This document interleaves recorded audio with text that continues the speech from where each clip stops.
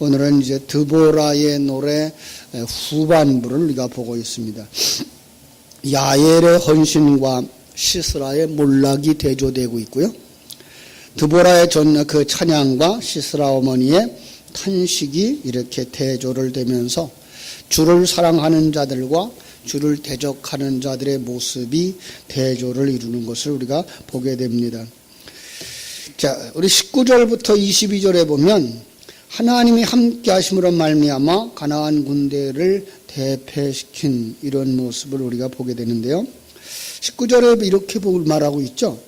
왕들이 와서 싸울 때에 가나안 왕들이 무기또 물가 다낙에서 싸웠으나 은을 탈취하지 못하였다. 무슨 뜻이죠? 왕들이 와서 싸웠다. 북부 가나안의 여러 동맹군을 지휘했던 이 시스라죠. 그들과 함께해서 이제 그 이스라엘과 싸우려고 나왔던 것이죠. 그런데 무기또 물가 다낙, 무기또 물가는 이 와디라 그랬어요. 마른 계곡. 그러니까 그 장마 때가 아니면 말라버려 가지고 그냥 길로 쓸고 있는 그러한 곳이었죠. 우기 때에 비가 와야만 물이 흐르는 곳. 그런데 여기에 그 전쟁이 일어났는데 그들이 은을 탈취하지 못하였다. 이 표현은 전쟁의 그 전리품이나 노획물을 가리키는 것으로 그들이 이스라엘과 싸워서 전쟁에 승리하면 그것을 얻어가리라고 생각을 했던 것이었죠. 그런데 그들은 얻지 못했다. 이것은 바로 패했다 이런 의미죠. 어떻게 그 일이 가능했을까요? 20절이 말하고 있습니다. 별들이 하늘에서부터 싸우되 그들이 다니는 길에서 시스라와 싸웠도다. 별들이 싸웠다는 말을 해석하기가 상당히 어려운 부분이죠. 그래서 역사학자이고 성경 해석학자인 이 요세푸스는 하나님께서 시스라의 군대 앞에서 일으키는 천재지변, 바람, 벼락, 폭풍우, 우레 이런 것들로 원수를 진멸하게 된 것을 아닐까 이렇게 해석을 했습니다. 그러니까 하나님께서 대자연을 움직여서 이스라엘을 도왔다는 사실의 시적인 표현일 것이다 라는 거죠. 역사상 하나님께서 이스라엘 대적을 파하기 위해 사용했던 자연현상들일 수 있습니다. 바람일 수 있고요. 그리고 비일 수 있고요. 번개일 수 있고요. 우리는 여기다가 영적인 의미를 하나 더 가미해서 해석할 수 있죠. 별, 하늘의 존재, 그죠?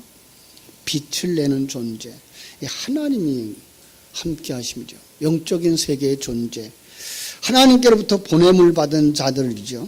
그래서 시편 18편 13절 14절에도 이렇게 말하고 있어요. 여호와께서 하늘에서 우레소리를 내시고 지존하시니가 음성을 내시며 우박과 숯불을 내리시는도다. 그의 화살을 날려 그들을 흩으시며 많은 번개로 그들을 깨뜨리셨도다. 하나님께서 그 하늘의 것들로, 그죠? 하나님의 그 기도의 응답으로 오는 그런 역사로 하나님이 싸우시는 모습. 엄청난 폭우로 시스라 군대에 퍼부어 줬을 거라고 생각을 하는 거죠. 마침내 기손강은 홍수가 지고 거기에는 무리들이 표류되어졌다. 이게 21절의 말이죠. 그죠?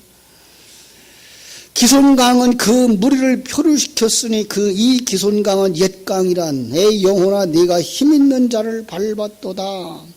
기손강, 금방 얘기했던 와디, 우기에만 이렇게 물이 있는 나머지 때는 메마른 땅. 시스라 군대가 거기에다 주둔했을 것이고 거기에서 그들이 하나님의 초자연적인 그 범람케 하는 사건들, 홍수라든지 요즘도 일어나는 사건들이죠. 가끔 가다가 뭐 예측하지 못했던 지역에 추위가 오고 우박이 떨어지고 그런가 하면 생각지도 않았던 계절에 홍수가 일어나고 이런 것들을 통해서 이걸 다 하나님의 일하심이로구나 라는 걸 우리는 볼 수가 있는 거죠. 그들은 거기서 표류할 수밖에 없었다. 우리는 여기다 영적 의미를 더하는 거죠. 하늘로부터 내려오는 어떤 천재지변, 하늘로부터 내려오는 어떤 것, 진리의 말씀이죠. 진리의 말씀이 포수같이 쏟아지면 어떻게 돼요? 세속의 사상들은 떠내려가는. 그래서 찬양하죠. 내 영혼아 네가 힘있는 자를 밟았도다. 본절의 이 말씀은 시스라 군대에 대한 이스라엘의 그 완전한 승리를 노래하는 것이고, 이것은 바로 성도들이 부를 승리의 개선가라는 사실을 알 수가 있습니다. 왜냐하면 하나님과 함께하는 성도들, 하나님의 싸움, 하나님의 전쟁이 곧 성도들의 전쟁이고, 그 전쟁터는 우리의 삶 속이라는 거죠. 옛사람과 새사람의 전쟁을 상징하고 있는 것이기 때문에 더욱더 그렇습니다. 자, 그때에 22절 군마가 빨리 달리니 말굽소리가 땅에 울렸도다. 시스라 군대가 목숨을 부지하기 위해서 사력을 다해서 도망치는 그 말발굽소리일 수 있고요. 그런가 하면 하나님의 백성들이 한 명도 남기지 않고 다 진멸하기 위해 쫓아가는 말발굽소리일 수도 있습니다. 영적인 전쟁은 조용하지는 않습니다. 우리 속에 일어나는 갈등들이 심할 수 있는 거죠. 메로스의 저주와 야엘의 축복이 23절부터 27절까지 이렇게 기록되어져 있는데요. 메로스를 저주하라. 메로스 그러니까 요즘 우리가 듣던 어떤 그 전염병 같은 그런 기분이 드는데, 그죠? 그 지역 사람들의 이름인 거죠. 여호와를 돕지 않았기 때문이라는 거예요. 23절 볼까요? 여호와의 말씀, 여호와의 사자의 말씀에 메로스를 저주하라. 너희가 거듭 그 주민들을 저주할 것은 그들이 와서 여호와를 돕지 아니하며 여호와를 도와 용사를 치지 아니함이니라 하시도다. 하나님을 돕지 않았다는 거예요. 하나님 편에 있지 않다는 거고요. 하나님에게 속하지 않았다는 말이고, 하나님의 생명이 없는 자라는 뜻이에요.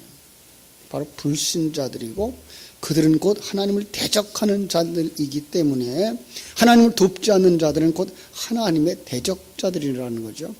그래서 그들에게 이 메로스에 대한 저주 하고 있는 거죠. 그 반면에 24절에는 겐사람 헤벨의 아내 야엘은 다른 여인들보다 복을 받을 것이니 장막에 있는 여인들보다 더욱 복을 받을 것이로다. 이 본문을 읽으면서 무슨 생각이 하죠? 누가 생각나요? 지금 망하고 있는 곳에서 복받는 사람. 여리고성이 무너질 때에 여리고성 속에 안에서 라합이, 그죠? 복을 받는 역사를 이렇게 그려내는 것 같죠. 이 여인은 자기 남편이 그 시스라와 연합했었고, 그죠? 이스라엘을 압제하는 압제자들과 사귀고 있었어요. 자기도 이스라엘 사람은 아니었어요. 그런데도 불구하고 이스라엘을 도왔다. 그걸 뭘로 표현해요? 하나님을 향한 그의 신앙으로 묘사하고 있는 거죠. 세상에 살고 있지만 그는 하나님을 돕는 자, 이렇게 나오는 거죠. 하나님 편에 있는 자, 하나님에게 속한 자, 그는 복 있는 자다라고 하는 사실이에요. 우리의 모습인 거죠. 비록 우리가 육신은 이 세상에서 담고 살죠. 이 세상의 법도를 따르면서 살고요. 이 세상의 윤리 도덕에 의한 삶을 살고요.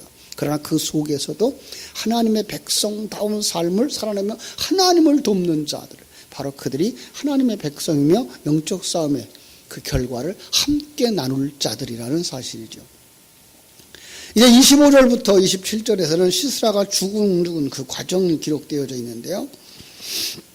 25절에 보면 시스라가 물을 구하죠. 그에게 우유를 주고요. 곧 엉긴 우유를 그래서 귀한 그릇에 담아주어요. 굉장히 대접을 받는다 그러고 마음이 편해졌겠죠. 그러나 그는 그 일로 말미암아서 엎드러지죠. 시스라가 그의 머리 관자놀이를 꿰뚫었기 때문에 그렇다. 사단을 물리치는, 그리고 하나님 편을 드는 이 야엘의 모습을 우리가 여기서 볼 수가 있습니다. 그 반면에 이제 그의 어머니는 그들을 기다리고 있는 모습이죠. 세상은 언제나 승리하며 살았기 때문에, 언제나 그들을 지배하는 삶을 살았기 때문에 전쟁만 하면 그들 속에서 전리품을 뺏어가지고 올 거라고 하는 기대를 가지고 살았는데 그 기대가 무너지고 있는 거죠. 마치 요한계시록에서 음녀가 망하고 바벨론이 망하는 그 모습을 우리 여기서도 우리가 볼 수가 있고요. 그런 여기저기에 그렇게 무너지는 그들의 모습 속에서 우리 속에서 무너지는 옛사람의 모습, 세상적인 가치관과 세속적인 관점들이 이렇게 무너져 가고 있는 거구나라는 걸 깨달아 알 수가 있는 것입니다. 그렇습니다. 그래서 드보라가 그 야엘의 행동을 노래하고 있는 것을 우리가 보게 돼요. 4장 21절부터 계속해서 얘기했던 거죠. 그러나 이 시스라의 목숨뿐 아니라 영광도 이제 끝나가는 거죠. 그 어머니는 헛된 기대를 가지고 있지만 그 기대도 사라지게 되는 거죠. 그렇죠? 그런데 그와 함께 있었던 자들 어떻게 대답을 한다고요? 30절에서 이렇게 보겠습니다. 30절에 보니까 그들이 어찌 노량물을 얻지 못하였으랴. 그것을 나누지 못하였으랴. 사람마다 한두 천회를 얻었으리로다. 시스라는 채색 옷을 노력하였으리니 그것은 수놓은 채색 옷이로다. 그들이 지금 전리품을 빼앗아 가지고 올 것이며 그들은 화려한 옷들을 얻을 거다라는 이야기를 가지고 있는 거죠. 그리고 그것으로 자기들을 단장할 것이다. 세상적인 것으로 그들의 힘을 자랑하고 세상적인 것으로 그들은 부귀와 영화를 자랑하고 그렇게 살아갈 거다. 성도들은 의의 옷을 입고 한 그리스도의 신부로 서는 반면에 그들은 지금 자기들이 화려하게 꾸미고 자기들의 세력을 나타내고 자기들이 그 요한계시록의 모습으로 말하면 음녀들이 이제 화려한 옷을 입고 금은 보석으로 단장하고 자기를 자랑스러워했던 그 모습을 여기서 상상하게 할 수 있는 거죠. 그럴 거다라는 것을 상상하고 있죠. 그러나 항상 그런 건 아니죠. 누구와의 싸움에서 패해요? 여호와의 전쟁 속에서 그들은 패하게 되고 마는 것입니다. 그렇습니다. 하나님께서 오늘도 우리와 함께 하시며 우리 가운데서 전쟁하고 있기 때문에 이 세속적인 그리고 사단적인 정욕적인 옛사람적인 것들은 이제 하나하나 무너지고 온전하게 무너지고 완전하게 무너지는 날이 오게 될 것입니다. 요한계시록 17장 18장에서 그 장사꾼들이 무너지죠. 바벨론이 무너지죠. 아무도 그들을 인정하지 아니하는 시대가 오죠. 그들의 탄식하고 탄식하는 모습이 지나가고 나면 19장에 요한계시록 19장에서 완성되어진 신부가 의의 세마포 옷을 입고 신랑 곁에 서 있는 모습을 등장시킨다고요. 이게 바로 우리의 완성된 모습이기 때문에 바로 이 전쟁에서도 그 마지막 아름다움을 뭘로 표현하고 있습니까? 31절에서 표현하고 있는 거죠. 여호와여 주의 원수들은 다 이와 같이 망하게 하시고 주를 사랑하는 자들은 해가 힘있게 도듬같게 하옵시옵소서. 말라기서를 보는 것 같으죠? 하나님께서 회복시켜주는 역사, 하나님께서 함께 하심으로 말미암아 하나님의 백성들의 삶 속에 빛이 비추는 역사. 그러면 어떻게 된다고요? 그 땅이 40년 동안 평온하였더라. 그 땅이 하나님께서 함께 하심으로 말미암아 승리케 하였더라라고 하는 사실을 우리가 보게 되는 것입니다. 그렇습니다. 성도들의 삶이란 매일 매 순간이 영적인 전쟁터입니다. 밖에 있는 사람과의 전쟁이 아니라 내 안에 있는 옛사람, 내 안에 있는 사회상적인 사고, 내 안에 있는 사단적인 속성이 우리로 하여금 내가 잘난 자처럼 의로운 자처럼 그리고 판단자처럼 서게 하려고 하는, 하나님이 주인이시며 하나님의 역사를 운행하고 계신 분이며 하나님이 주관자가 되신다는 사실을 인정하지 아니하려고 하는 이 세속적인 사상들이 계속 기승을 부리는 거죠. 어떻게 해야 됩니까? 진리와 생명의 말씀을 부어줘야 됩니다. 성령으로 충만해야 됩니다. 그리고 하나님의 편을 들어서 우리는 그 옛사람들을 벗어버리고 하나님 앞에 헌신된 자로 나아가야 되는 것입니다. 그때에 하나님께서 우리에게 평온을 주십니다. 하나님께서 우리에게 평화를 주십니다. 하나님과 하나 되어진 삶, 하나님께 영광을 돌리는 삶. 하나님은 하나님의 백성들을 도우실 때에 생각지 못했던 그런 천재지변을 사용하듯이, 그리고 하늘에서부터 기도의 응답을 허락하시듯이 오늘 우리의 삶 속에 하나님의 일하심을 여러분들을 발견할 수 있게 되기를 바랍니다.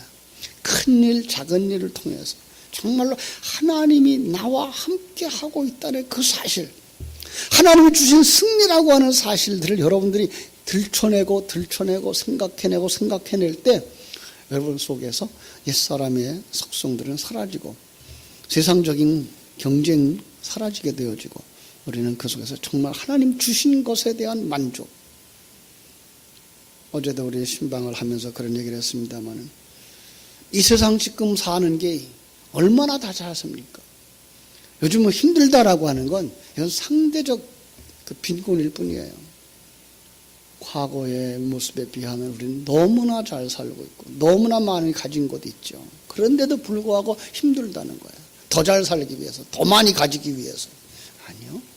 우리는 정말로 있는 것을 족하게 여길 줄 알고 정말 하나님의 은혜를 누릴 줄 알고 하나님 앞에 정말 쓰임받을 수 있는 헌신된 사람들.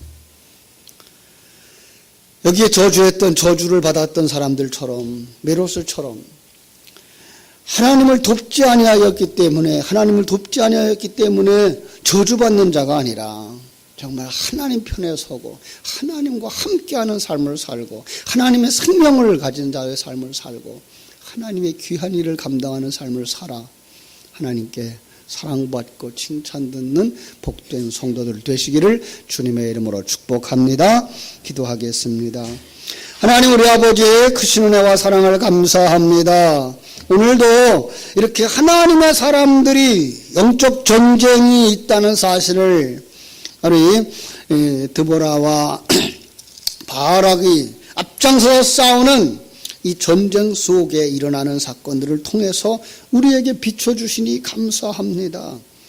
정말로 우리는 연약한 자 중에 연약한 자들이었습니다. 바락과 같이 정말 여자만도 못한 자였으며 아무것도 할 수 없는 그러한 무기력한 자들, 그냥 사단에 의해서 종노릇하면서 살아가는 존재들이었습니다.